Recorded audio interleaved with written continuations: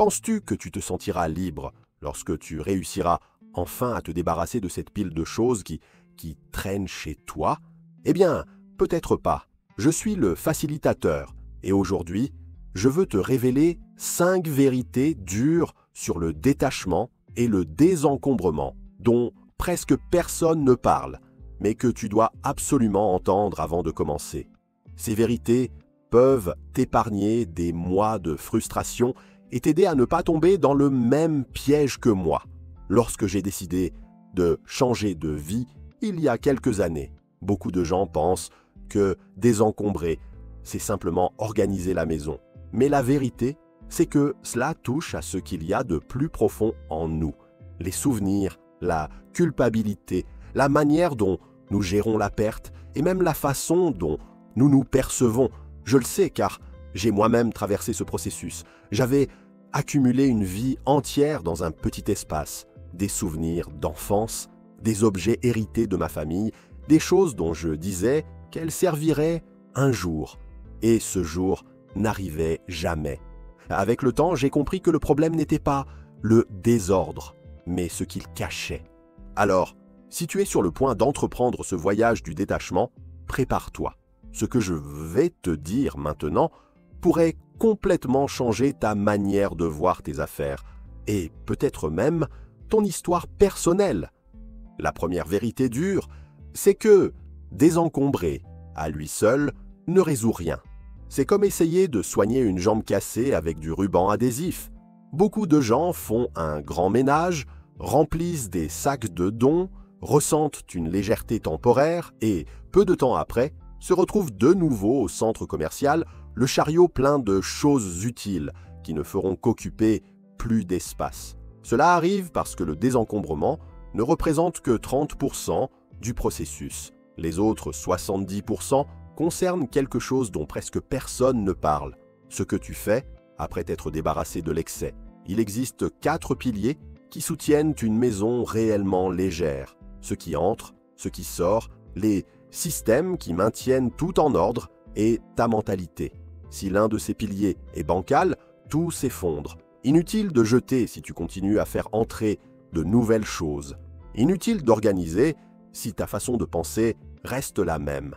Réfléchis, qu'est-ce qui entre le plus souvent chez toi? De nouvelles choses ou de l'espace libre? La deuxième vérité, c'est que tout est difficile et que tu dois choisir ton difficile.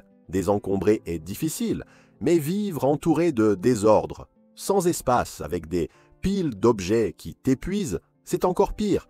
Des études montrent que les environnements désorganisés déclenchent en nous un état constant de stress, comme si le corps restait toujours en alerte. Et si ton accumulation vient d'un schéma de consommation, d'une tentative de compenser des émotions en achetant, la situation est encore plus sérieuse.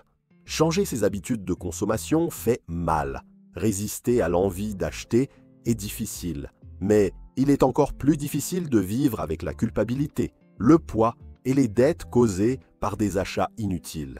C'est l'éternelle bataille entre la gratification instantanée et le bien-être durable. Combien de fois as-tu acheté quelque chose juste pour ressentir un soulagement momentané? Cette sensation de « ça y est, tout va mieux », qui dure 2 jours avant de disparaître. J'ai moi-même dû y faire face. J'ai créé un journal des impulsions d'achat où je note chaque fois que j'ai envie d'acheter quelque chose. Rien qu'en observant mes schémas, j'ai réussi à économiser la moitié de mon salaire en 1 mois. C'est là que j'ai compris. Désencombrer commence dans l'esprit, pas dans le placard. La troisième vérité est dure, mais libératrice. Tu n'es pas tes affaires.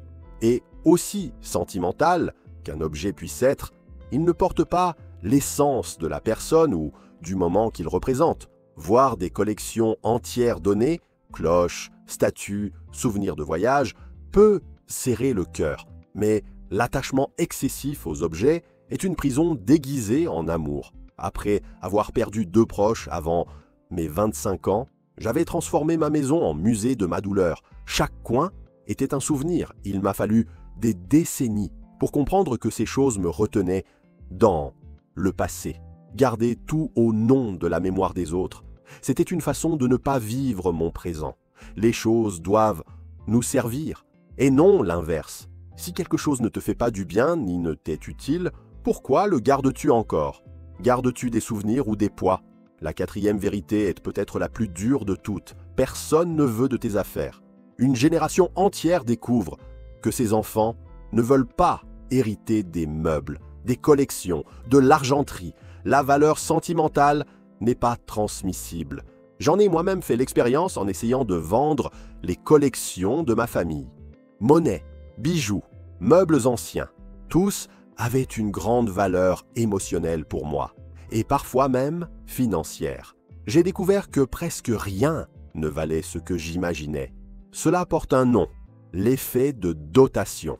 C'est la tendance que nous avons à surestimer la valeur de nos possessions simplement parce qu'elles sont les nôtres. Mais le marché se moque de ton attachement. Certains passent des décennies à payer pour un entrepôt rempli de souvenirs que personne ne voudra jamais. Et cela n'est pas un héritage, c'est un fardeau. Trop garder est une façon silencieuse d'emprisonner le passé et de retarder le futur.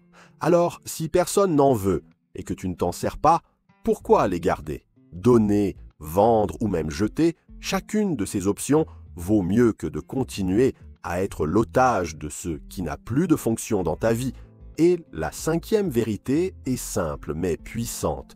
Il n'existe pas de secret magique pour désencombrer. Les méthodes, les gourous et les listes peuvent t'aider, mais aucun ne fonctionnera si tu n'agis pas. Ce n'est pas une question de trouver la technique parfaite, c'est une question de commencer, même sans tout savoir. Tu peux utiliser des boîtes, des catégories, des règles de minimalisme, peu importe. Ce qui compte, c'est de faire. Ce qui te sépare de la vie légère que tu veux, ce n'est pas un manque d'information, c'est un manque d'action.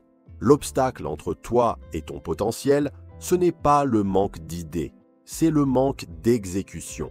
Combien de fois as-tu passé des heures à chercher la bonne méthode au lieu de simplement commencer? Combien de fois as-tu attendu le moment idéal qui n'est jamais venu?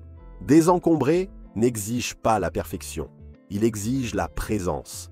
15 minutes par jour peuvent suffire à changer le rythme de ta maison et de ton esprit. Peut-être que le point le plus libérateur, c'est de comprendre que désencombrer n'est pas un événement, mais un mode de vie. C'est prendre soin de l'énergie qui circule dans ton espace et choisir chaque jour ce qui mérite d'y rester. Mais pour cela, il faut affronter ce que nous évitons le plus, le pourquoi de notre besoin de certaines choses. Achètes-tu parce que tu en as besoin ou parce que quelque chose te manque et que l'objet promet de combler ce vide. Gardes-tu parce que c'est utile ou parce que tu as peur d'oublier? Ces questions dérangent, mais c'est seulement en les affrontant que le désencombrement cesse de concerner les tiroirs et commence à concerner qui nous sommes. Oui, c'est douloureux. Tu ouvriras des boîtes que tu n'avais pas vues depuis des années. Tu retrouveras des souvenirs de personnes disparues. Tu ressentiras de la colère, de la tristesse, peut-être de la culpabilité. Mais tu ressentiras aussi de la légèreté. Tu respireras mieux. Tu comprendras que l'espace physique est le reflet de l'espace émotionnel. Quand tu te permets de laisser partir ce qui ne te sert plus, tu ouvres la porte à ce qui compte vraiment. Je sais que ce processus peut sembler effrayant. C'est comme escalader une montagne en sachant qu'au sommet, tu rencontreras une version de toi-même qui n'a plus besoin de tant de choses. Et cette version te regardera avec gratitude. N'attends pas le jour parfait, ni la méthode parfaite. Commence maintenant avec ce que tu as. Ouvre un tiroir, une boîte, un dossier. Choisis une chose à laisser partir. Désencombrer, ce n'est pas perdre, c'est gagner du temps, de l'espace, de la paix et de la clarté. Dis-moi maintenant en commentaire quel est l'objet le plus difficile dont tu aies essayé de te détacher et lequel sais-tu que tu dois laisser partir mais que tu n'as pas encore réussi? J'ai vraiment envie de le savoir et je lirai tous les commentaires. Après tout, la maison de tes rêves n'est pas celle qui est pleine de choses, c'est celle où tu peux enfin respirer. Un grand câlin et à très bientôt.